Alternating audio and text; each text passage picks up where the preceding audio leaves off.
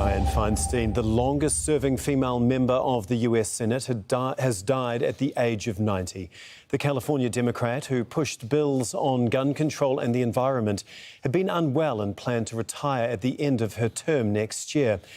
Well, for more on this, let's speak to Patty Culhane, who's in Washington, D.C. And as I mentioned there, she had been unwell for quite some time, hadn't she?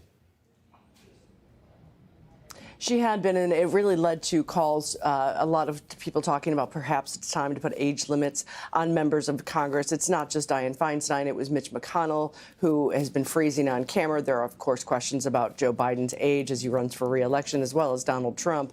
But no, she was sick. She had shingles, was in the hospital for several months. But the problem was when she came back, reporters asked her what she had missed, and she said, "I've been here. I've been voting." She seemed very confused. So there were a lot of calls for her to possibly step down, but now she has passed at the age of 90, leaving behind quite a legacy. As you mentioned, the longest-serving woman to ever serve in the Senate, the first woman to ever serve as the head of the Senate Intelligence Committee, and it's hard to overstate just how important that position is. That person becomes a member of what's called the Gang of Eight. So whenever anything happens when it comes to the intelligence community, the president makes sure that the Gang of Eight is briefed. So that's the checks and balances on the president.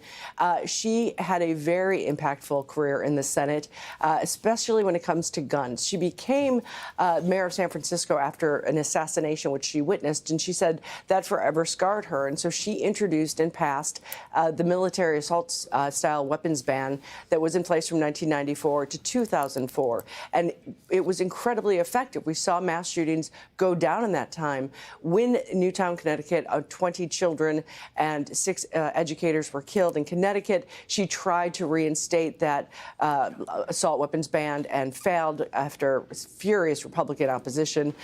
The other thing that she will be remembered for is the fact that we know what the CIA did to torture people from Afghanistan and Iraq. That was her office. She told her staffers, because of her position where she had access to all that classified information, to find the information. They came up with a report. She fought to get it declassified. That's why we know about the black sites and the horrific torture that the CIA misled the White House and Congress about. So at the age of 90, Dianne Feinstein leaving behind quite the legacy, controversial at the end, but really for one of the first women in the Senate, she was an incredibly impactful lawmaker.